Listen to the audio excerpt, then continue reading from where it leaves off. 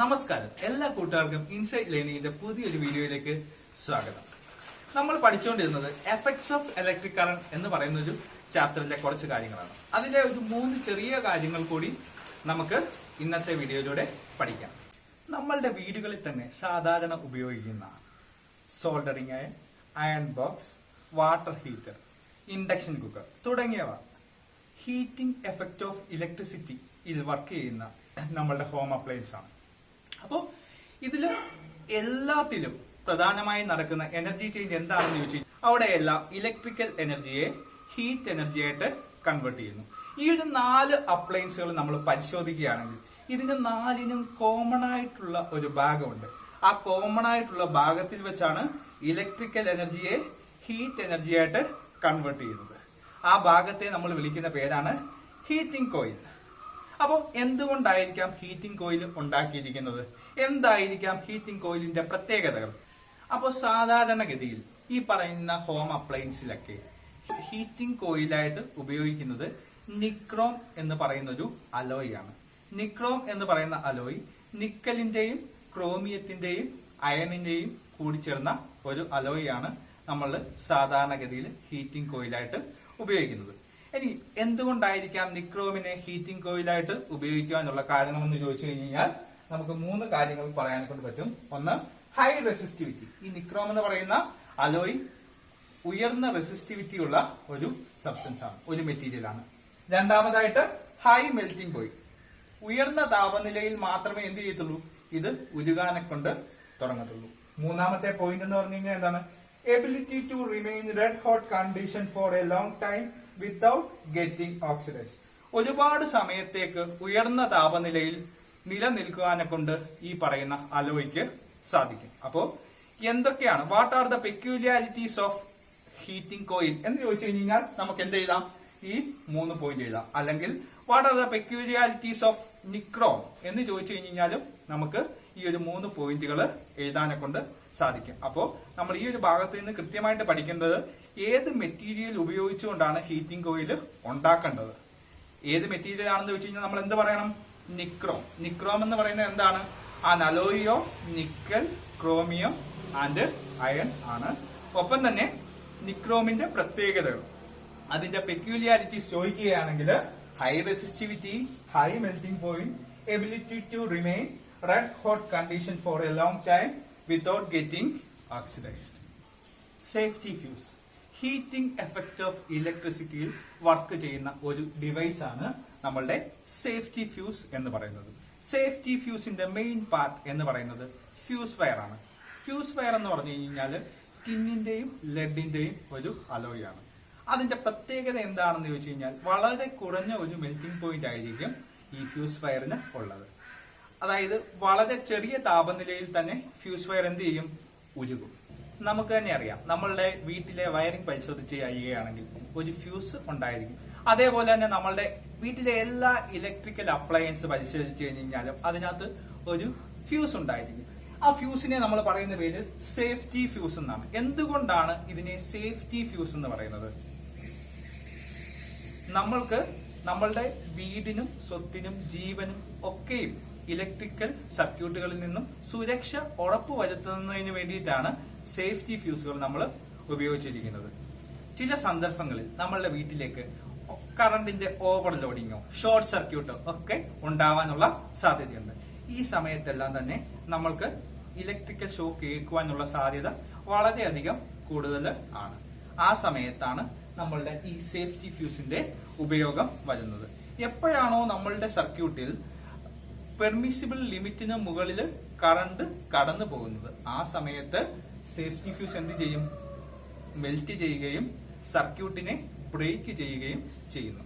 ഏതൊക്കെ സാഹചര്യങ്ങളിലാണ് ഇങ്ങനെ over current നമ്മളുടെ സർക്യൂട്ടുകളിൽ കൂടി ഒഴുകുന്നതെന്ന് പരിശോധിച്ചു കഴിഞ്ഞാൽ പ്രധാനമായിട്ടും 2 കേസുകൾ നമുക്ക് പറയാം. ഒന്ന്, ഓവർ കറണ്ട്.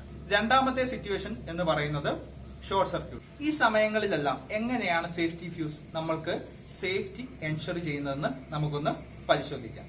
ഞാൻ പറഞ്ഞു കഴിഞ്ഞു, ഹീറ്റിംഗ് എഫക്ട് ഓഫ് ഇലക്ട്രിസിറ്റിയിൽ വർക്ക് ചെയ്യുന്ന ഒരു ഡിവൈസ് ആണ് നമ്മളുടെ സേഫ്റ്റി ഫ്യൂസ്. നമ്മളുടെ സേഫ്റ്റി ഫ്യൂസിൽ എല്ലാ സമയത്തും ഒരു ചെറിയ എമൗണ്ട് ഓഫ് ഹീറ്റ് ഡെവലപ്പ് ചെയ്യുന്നത്. നമുക്ക് തന്നെ അറിയാം ജൂൾസിലെ വെച്ച് H=I²RT ആണ്. സേഫ്റ്റി ഫ്യൂസിൽ കൂടി കറണ്ട് കടന്നു പോകുന്ന സമയത്ത് സേഫ്റ്റി ഫ്യൂസിന് എന്താണെങ്കിലും ഒരു റെസിസ്റ്റൻസ് ഉണ്ടാകും. സോ ഒരു സ്മോൾ എമൗണ്ട് ഓഫ് ഹീറ്റ് അവിടെ ഡെവലപ്പ് ചെയ്യുന്നുണ്ട്.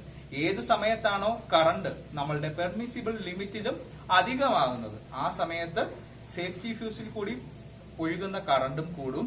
സേഫ്റ്റി ഫ്യൂസിൽ കൂടി ഒഴുകുന്ന കറണ്ട് കൂടുന്ന സമയത്ത് അവിടെ ഡെവലപ്പ് ചെയ്യുന്ന ഹീറ്റ് എക്സസ് ആവുന്ന സമയത്ത് സേഫ്റ്റി ഫ്യൂസ് മെൽറ്റ് ചെയ്യുകയും ഒപ്പം തന്നെ സർക്യൂട്ടിനെ ബ്രേക്ക് ചെയ്തുകൊണ്ട് നമുക്ക് സെക്യൂരിറ്റി എൻഷർ ചെയ്യുകയും ചെയ്യുന്നു. അപ്പോൾ ഓരോ സർക്യൂട്ടുകളിലും നമ്മൾ ഒരേ തരം ഫ്യൂസ് വയറുകളാണോ ഉപയോഗിക്കുന്നത്? അല്ല. കാര്യം ഓരോ സർക്യൂട്ടുകളും ഡിസൈൻ ചെയ്തിരിക്കുന്നത് ഓരോരോ പർപ്പസിന് വേണ്ടിയിട്ടാണ്. സോ അതിനകത്തെ കറണ്ട് എല്ലാം ഡിഫറന്റ് ആയിരിക്കും. എത്രമാത്രം കറണ്ട് ഉണ്ടോ അതിന് അപ്രോപ്രിയേറ്റ് ആയിട്ടുള്ള ഫ്യൂസ് വയറുകളായിരിക്കും നമ്മൾ ഉപയോഗിക്കേണ്ടത്. അപ്പൊ നമ്മളുടെ വീടുകളിൽ പ്രത്യേകിച്ച് ഈ ട്രാൻസ്ഫോമറുകളൊക്കെ ഉള്ള അടുത്ത വീടുകളിൽ എല്ലായ്പ്പോഴും എല്ലാ സമയത്തും ഫ്യൂസുകൾ ഇങ്ങനെ പോകുന്നതായിട്ട് കാണും. ആ സമയത്ത് വീട്ടിലെ പ്രായമുള്ള അമ്മച്ചിമാരൊക്കെ പറയും, മോനെ ഫ്യൂസ് വയർ കെട്ടുന്ന സമയത്ത് നമുക്ക് ഫ്യൂസ് വയർ പോകുന്ന സമയത്ത് നമ്മൾ തൊട്ടടുത്തുള്ള ഇലക്ട്രീഷ്യനെ ആരെങ്കിലും നമ്മൾ വിളിക്കും. ആ സമയത്ത് ഫ്യൂസ് എടുത്തിട്ടും മോനെ ഒരു 2-3 വള്ളി കയറ്റിയിട്ടും കെട്ടിക്കോളാനൊക്കെ അമ്മച്ചിമാരൊക്കെ പറയാറുണ്ട്. അത് ശരിയാണോ? ഒരിക്കലും അങ്ങനെ ചെയ്യാൻ പാടില്ല. കാര്യം സേഫ്റ്റി ഫ്യൂസ് നമ്മളുടെ വീട്ടിലെ സുരക്ഷിതത്വം ഉറപ്പാക്കുന്നതിന് സെക്യൂരിറ്റി എൻഷുർ ചെയ്യുന്നതിന് ഉപയോഗിക്കുന്ന ഒരു ഡിവൈസ് ആണ്. സോ നമ്മൾ ഒന്നിലധികം വയറുകൾ പിരിച്ച് ഫ്യൂസ് കെട്ടുകയാണെങ്കിൽ എന്ത് സംഭവിക്കും? വീട്ടിലെ മുഴുവൻ അപ്ലയൻസും അടിച്ചു പോയി കഴിഞ്ഞാൽ പോലും ഫ്യൂസ് വയർ എന്ത് ചെയ്യത്തില്ല? ബ്രേക്ക് ചെയ്യത്തില്ല. എപ്പോഴാണോ കറണ്ട് കൂടുതലായിട്ട് വരുന്നത് ആ സമയത്ത് ഫ്യൂസ് വയർ മെൽറ്റ് ചെയ്യുകയും സർക്യൂട്ട് ബ്രേക്ക് ചെയ്യുകയും ചെയ്തുകൊണ്ടാണ് നമ്മൾ സേഫ്റ്റി ഫ്യൂസ് കൊണ്ട് സെക്യൂരിറ്റി എൻഷുർ ചെയ്യുന്നത്. സോ എല്ലാവരും ഈ കാര്യം പ്രത്യേകം ശ്രദ്ധിക്കണം. The amount of energy consumed by an electric appliance in unit. ഒരു യൂണിറ്റ് ടൈമിൽ എത്രമാത്രം എനർജി ഒരു ഇലക്ട്രിക് അപ്ലയൻസ് എടുക്കുന്നുണ്ട് എന്നുള്ളതാണ് ഇലക്ട്രിക് പവർ കൊണ്ട് സൂചിപ്പിക്കുന്നത്. നമുക്ക് തന്നെ അറിയാം, നമ്മൾ കഴിഞ്ഞ വർഷം വർക്ക് എനർജി പവർ എന്ന് പറയുന്ന ചാപ്റ്റർ പഠിച്ചിട്ടുണ്ട്. പവറിന്റെ ജനറൽ ഇക്വേഷൻ P = എന്താണ്? W/T ആണ്. Work divided by time. ഇനി നോക്കുക, ഇവിടെ നമ്മളുടെ ഹീറ്റിംഗ് എഫക്ട് ഓഫ് ഇലക്ട്രിക് കറണ്ടിൽ ഇപ്പോൾ അയൺ ബോക്സ് ആണെങ്കിലും സോൾഡറിംഗ് അയൺ ആണെങ്കിലും എല്ലാം ഉപയോഗിച്ച് ഇലക്ട്രിക്കൽ എനർജി ഉപയോഗിച്ചുകൊണ്ട് ഹീറ്റ് ആണ് പ്രൊഡ്യൂസ് ചെയ്യപ്പെടുന്നത്. സോ അവിടുത്തെ വർക്ക് എന്ന് പറഞ്ഞു കഴിഞ്ഞാൽ എന്തായിരിക്കും? എത്രമാത്രം ഹീറ്റ് ഡെവലപ്പ് ചെയ്യപ്പെടുന്നുണ്ട്, എത്രമാത്രം ഹീറ്റ് എനർജി ഡെവലപ്പ് ചെയ്യപ്പെടുന്നുണ്ട് അതിന് ഈക്വലന്റ് ആയിരിക്കും. സോ നമുക്ക് വർക്കിന് പകരം H=I²RT.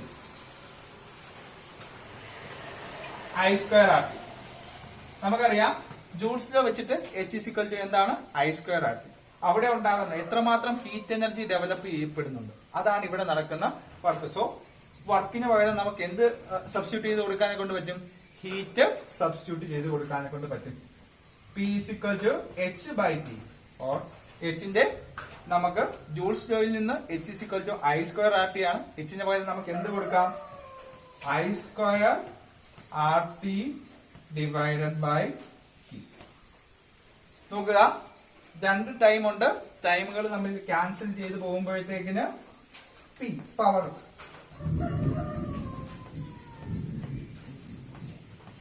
ഇലക്ട്രിക്കൽ പവറിന്റെ ഒന്നാമത്തെ ഇക്വേഷൻ നമുക്ക് കിട്ടിയിരിക്കുന്നു. P = I²R. നോക്കുക, I എന്ന് പറഞ്ഞു കഴിഞ്ഞാൽ എന്താണ്? കറണ്ട്. അത് എപ്പോഴും നമ്മൾ ഏത് യൂണിറ്റിലായിരിക്കും ഇട്ട് കൊടുക്കേണ്ടത്? ആംപിയറിൽ ഇട്ട് കൊടുക്കണം. R എന്ന് പറയുന്നത് റെസിസ്റ്റൻസ് ആണ്. അപ്പോ ഒരു ഇലക്ട്രിക്കൽ അപ്ലയൻസിന്റെ പവർ കണ്ടുപിടിക്കാൻ കറണ്ടിന്റെ സ്ക്വയറിനെയും റെസിസ്റ്റൻസിനെയും മൾട്ടിപ്ലൈ ചെയ്താൽ മതിയാവും. നമുക്ക് ഇലക്ട്രിക്കൽ പവറിനുള്ള ഒന്നാമത്തെ ഇക്വേഷൻ കിട്ടിക്കഴിഞ്ഞു. എന്താണ്? P = I²R. ഇനി നമുക്ക് തന്നെ അറിയാം ഓംസ് ലോ V = IR ആണ്. അതിൽ നിന്നും ഐക്ക് ഒരു ഇക്വേഷൻ നമ്മൾ ഉണ്ടാക്കിയെടുക്കുകയാണെങ്കിൽ I = V/R എന്ന് നമുക്ക് ലഭിക്കുന്നു. ഈ ഐയുടെ വാല്യൂ നമുക്ക് ഈ ഒരു ഇക്വേഷനിലേക്ക് ഒന്ന് സബ്സ്റ്റിറ്റ്യൂട്ട് ചെയ്യുകയാണെങ്കിൽ എങ്ങനെ വരും? V/R² × R. നോക്കുക, ഐയുടെ വാല്യൂ ഈ ഒരു ഇക്വേഷനിലേക്ക് സബ്സ്റ്റിറ്റ്യൂട്ട് ചെയ്യുമ്പോൾ V = I²R ആയിരുന്നു. I²R ആയിരുന്നു. V/R² × R എന്ന് വരും. ഇത് ഓപ്പൺ ചെയ്യുമ്പോഴത്തേക്കിന് V² / R² × R എന്ന് വരും. ഈ ആറും ഈ സ്ക്വയറും ക്യാൻസൽ ആയി പോകും. അങ്ങനെ നമുക്ക് ഇലക്ട്രിക്കൽ പവറിനുള്ള രണ്ടാമത്തെ ഇക്വേഷൻ നമുക്ക് കിട്ടും. P is equal to V square divided by R. നോക്കുക, electrical power in terms of potential difference and resistance. നമുക്ക് ഒരു ഇക്വേഷൻ എഴുതുകയാണെങ്കിൽ എന്ത് എഴുതാം? P is equal to V square divided by R. ഇപ്പോൾ നമുക്ക് ഇലക്ട്രിക്കൽ പവറിന് വേണ്ടിയിട്ട് രണ്ട് ഇക്വേഷൻ ലഭിച്ചിട്ടുണ്ട്. P is equal to I square R. ഐയുടെയും കറന്റിന്റെയും റെസിസ്റ്റൻസിന്റെയും ടേംസിൽ പവർ കണ്ടുപിടിക്കുന്നതിനുള്ള ഒരു ഇക്വേഷൻ ലഭിച്ചു. രണ്ടാമത്തെ ഇക്വേഷൻ എന്താണ്? P is equal to V square divided by R. Potential ഡിഫറൻസിന്റെയും റെസിസ്റ്റൻസിന്റെയും ടേംസിൽ പവർ കണ്ടുപിടിക്കുന്നതിന് ഒരു ഇക്വേഷൻ നമുക്ക് ലഭിച്ചു. ഇനി മൂന്നാമതായിട്ട് കറണ്ട് ഐയുടെയും പൊട്ടൻഷ്യൽ ഡിഫറൻസ് വിയുടെയും ടേംസിൽ ഇലക്ട്രിക്കൽ പവർ എങ്ങനെ കണ്ടുപിടിക്കാം, അതിനൊരു ഇക്വേഷൻ ഉണ്ടാക്കുവാനാണ് നമ്മൾ ശ്രമിക്കുന്നത്. ഓംസ് ലോയിൽ നിന്ന് തന്നെ ആറിനൊരു ഇക്വേഷൻ നമ്മൾ ഡെവലപ്പ് ചെയ്യുകയാണെങ്കിൽ R is equal to V divided by I എന്ന് നമുക്ക് പറയാനെ കൊണ്ട് സാധിക്കും. കാര്യം ഓംസ് ലോ എന്താണ് പറയുന്നത്? V is equal to IR ആണ്. അത് റീഅറേഞ്ച് ചെയ്യുമ്പോൾ R is equal to V by I എന്ന് നമുക്ക് എഴുതാനെ കൊണ്ട് സാധിക്കും. ആ വാല്യൂ ഒന്നാമത്തെ ഇക്വേഷനിലേക്ക് നമുക്കൊന്ന് സബ്സ്റ്റിറ്റ്യൂട്ട് ചെയ്ത് കൊടുക്കാം. P is equal to I square R ആണ്. R ന് പകരം നമ്മൾ ഏത് വാല്യൂ കൊടുക്കുന്നു? V divided by I എന്ന് പറയുന്ന വാല്യൂ സബ്സ്റ്റിറ്റ്യൂട്ട് ചെയ്ത് കൊടുക്കുന്നു. I square into V divided by I. ഇവിടെ നിന്ന് ഡിനോമിനേറ്ററിലെ ഐയും ന്യൂമറേറ്ററിലെ സ്ക്വയറും ക്യാൻസൽ ചെയ്തു പോകുന്നു. ശേഷം നമുക്ക് എന്ത് വരും? P is equal to V into I എന്ന്. അപ്പൊ നമുക്ക് മൂന്നാമത് ഇലക്ട്രിക്കൽ പവറിന് വേണ്ടിയിട്ട് മൂന്നാമത് ഒരു ഇക്വേഷൻ കൂടി ലഭിച്ചിരിക്കുന്നു in terms of potential difference and current. അങ്ങനെ മൂന്ന് ഇക്വേഷൻസ് ആണ് പവറിന് വേണ്ടിയിട്ട് നമുക്ക് പഠിക്കുവാനെ കൊണ്ടുള്ളത്. ആ മൂന്ന് ഇക്വേഷൻസ് ഒന്ന് പറയാൻ സാധിക്കുമോ? ഒന്നാമത് P is equal to I square R.